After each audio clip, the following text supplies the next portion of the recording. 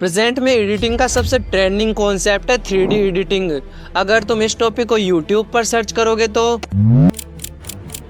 But क्या real में 3D video editing सिखा रहे हैं? वेल 3D एडिटिंग दो मेजर की फीचर्स पर डिपेंड करती है। फर्स्ट जेड एक्सिस, जिसे तुम मेरी ट्यूब सेंसे और टेक जेल ब्रेक जैसे यूट्यूबर्स की वीडियो में देखते हो। सेकंड है 3D model based 3D editing, जैसे कि ये क्लिप। एंड आज तुम इसी 3D model based video editing को मोबाइल पर सीखने वाले हो, और यकीन मानो इसका ब्रेकडाउन तुम्हें पूरे यूट्यूब पर नहीं मिलेगा। So all you are ready for this? 3D animations बनाने के लिए पहले हमें ऑब्जेक्ट्स को एनिमेट करना सीखना होगा, जिसके लिए अपने मोबाइल में प्रिज्मा 3D को ओपन कर लेना है।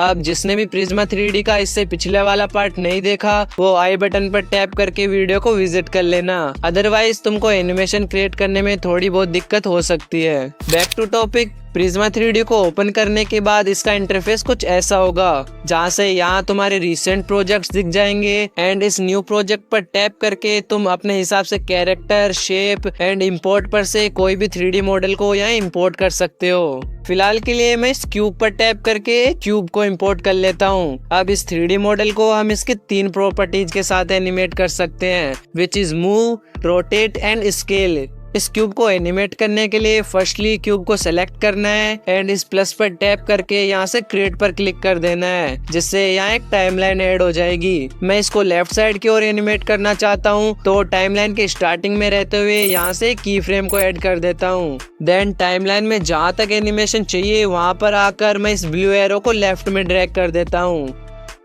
और अभी इसको मैं प्ले करके दिखाऊं तो कुछ इस तरह से हमारा ऑब्जेक्ट एनिमेट हो रहा है। एक बार मैं इस रोटेट के साथ भी एनिमेट करके दिखा देता हूँ। तो ऑब्जेक्ट को सेलेक्ट करके यहाँ से रोटेट पर टैप करना है एंड सेकंड की फ्रेम पर आकर मैं इसको कुछ इस तरह से रोटेट कर देता हूँ,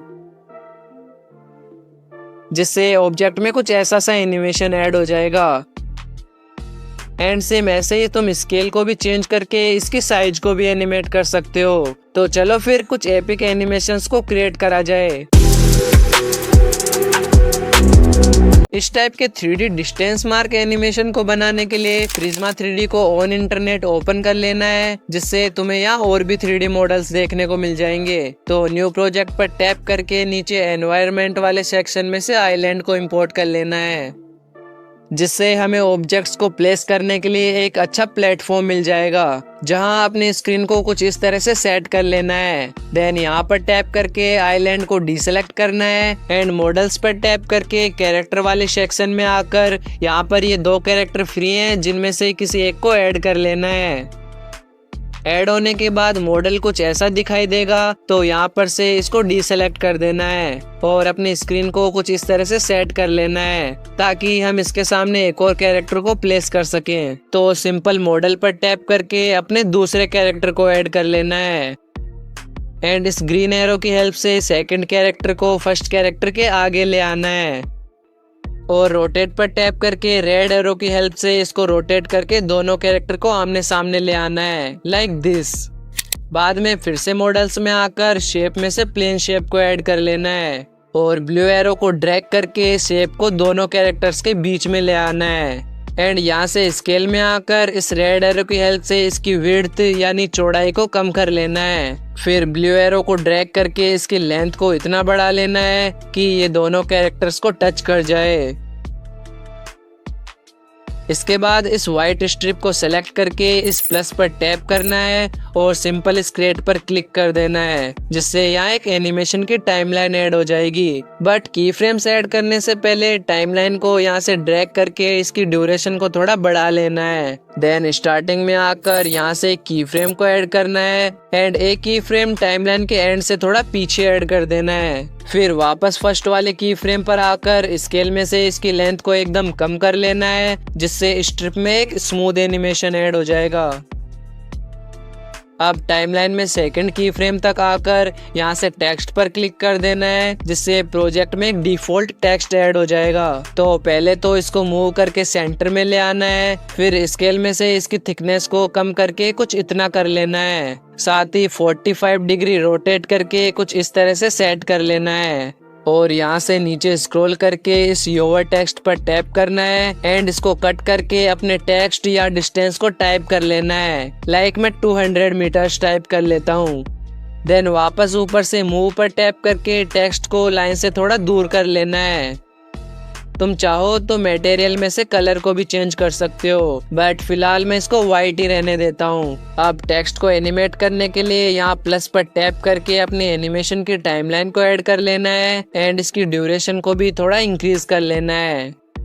फिर जहाँ से स्ट्रिप का एनिमेशन कंप्लीट हो रहा है वहाँ आकर टाइमलाइन में एक की फ्रेम को ऐड करना है एंड एक की फ्रेम थोड़ा आगे ऐड कर देना है। देन वापस पिछले वाले की फ्रेम पर आकर टेक्स्ट को ड्रैग करके सरफेस के नीचे कर देना है। साथ ही अपनी स्क्रीन को एक अच्छी व्यू पर सेट कर लेना है। फाइनल में कॉर्नर पर से इस एरो पर टैप करके क्रिएट वीडियो पर क्लिक कर देना है, जिससे प्रोजेक्ट की एक्सपोर्टिंग चालू हो जाएगी। लास्ट में सेव टू गैलरी पर टैप कर देना है एंड एनिमेशन को एंजॉय करना है।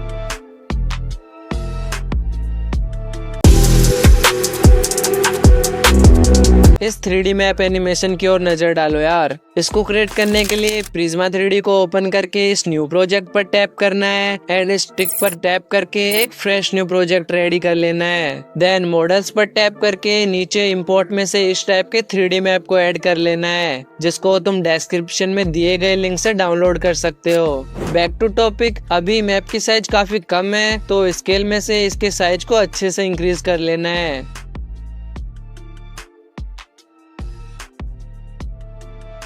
इसके बाद फिर से मॉडल्स पर टैप करके इंपोर्ट में से इस टाइप के लोकेशन की PNG को ऐड कर लेना है। हर बार की तरह इसकी भी साइज काफी छोटी है तो पहले इसकी साइज को इंक्रीज कर लेना है। देन रोटेट पर टैप करके इसको रेड एरो की हेल्प से स्ट्रेट कर लेना है एंड वापस मूव में आकर इसको सरफेस के ऊपर कर लेना है। साथ ही ड्रैग करके इसे अपनी फर्स्ट लोकेशन पर सेट कर लेना है। लाइक मैं इंडिया पर सेट कर लेता हूँ।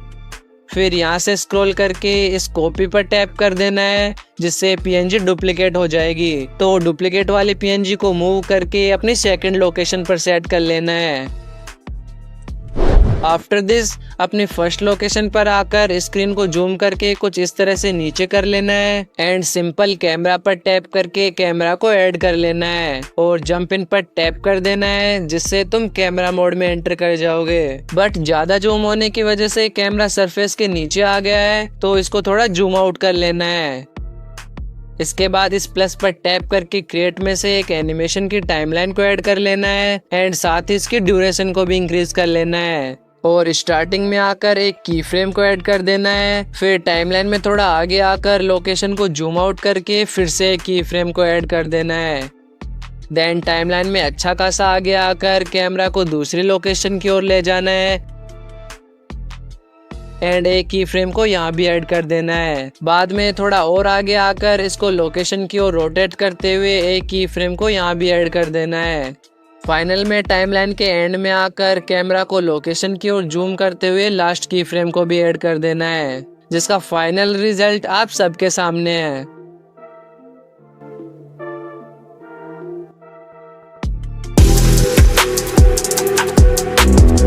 ये वाले एनिमेशन को देखो यार। इसको क्रिएट करने के लिए प्रिज्मा 3D में न्यू प्रोजेक्ट पर टैप करके इस टिक पर क्लिक कर देना है और एक फ्रेश न्यू प्रोजेक्ट क्रिएट कर लेना है। देन मॉडल्स पर टैप करके इंपोर्ट में से ग्रिड बैकग्राउंड को ऐड कर लेना है। बट इसकी साइज छोटी है तो स्केल में आकर इसकी साइज को इंक्रीज कर लेना है।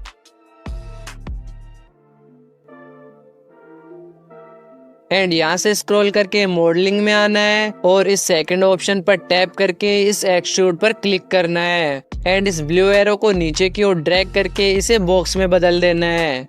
देन इस फर्स्ट ऑप्शन पर टैप करके इसको सरफेस के ऊपर ले आना है। आफ्टर दैट अगेन से मॉडल्स में आकर एनवायरनमेंट वाले सेक्शन में से इस टेबल को इंपोर्ट कर लेना है एंड सिंपल इसको मूव करके इस बॉक्स में ले आना है। इसकी साइज भी कम है तो इसके स्केल में आकर इसकी साइज को सही से इंक्रीज कर लेना है, लाइक दिस। देन बैक आकर मॉडल्स में से कैरेक्टर वाले सेक्शन में आकर इस फीमेल कैरेक्टर को ऐड कर लेता हूँ अब पहले तो इसको बॉक्स में ले आना है एंड इसकी साइज भी कम है तो इसकी साइज को भी स्केल की हेल्प से इंक्रीज करके टेबल से थोड़ा बड़ा कर लेना है। साथ ही रोटेट पर से इसको रेड एरो की हेल्प से रोटेट करके इसके फेस को टेबल की तरफ कर देना है एंड मूव में आकर इसको टेबल के साइड में सही से सेट कर लेना है। इसके बाद इसके व्रिस्ट वाले डॉट पर टैप करके पहले तो बॉडी के पास कर लेना है, फिर रेड एरो की हेल्प से इसको थोड़ा पीछे कर लेना है और सेम यही चीज अपोजिट वाले हैंड के साथ भी करके दोनों हाथों को फिक्स कर लेना है। देन नेक वाले डॉट को पिक करके इसे भी ग्रीन एरो की हेल्प से आगे कर लेना है, जिससे कैरेक्टर थोड़ा टेबल की ओर बेंड हो जाएगा। आफ्टर दिस एक लास्ट बार मॉडल्स में आकर इंपोर्ट में से कोई भी एक पिक्चर को ऐड कर लेना है एंड इसको कुछ इस तरह से टेबल पर लाकर स्केल में से इसके साइज को इंक्रीज करके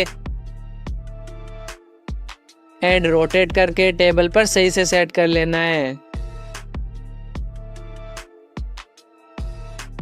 इतना हो जाने के बाद टेबल के साइड में स्क्रीन को करके यहाँ से कैमरा को ऐड कर लेना है एंड जंप इन पर टैप करके कैमरा मोड में चले आना है। देन इस प्लस पर टैप करके यहाँ एक एनिमेशन बार को ऐड करना है और साथ ही इसकी ड्यूरेशन को भी थोड़ा इंक्रीज कर लेना है। फिर स्टार्टिंग में एक की फ्रेम को ऐड करके टाइमलाइन में थोड़ा आगे आना है एंड कैमरा को जूम करके कैरेक्टर के पास आकर यहाँ से एक दूसरे की फ्रेम को ऐड कर देना है। बाद में टाइमलाइन में थोड़ा और आगे आकर कैमरा को इमेज की ओर मोड़कर यहाँ भी एक की फ्रेम को ऐड कर देना है। आखिर में टाइमलाइन के एंड पे आकर कैमरा को कैरेक्टर के टॉप पर लाकर एक लास्ट की फ्रेम को ऐड कर देना है, जिसका फाइनल रिजल्ट एकदम एपिक होगा।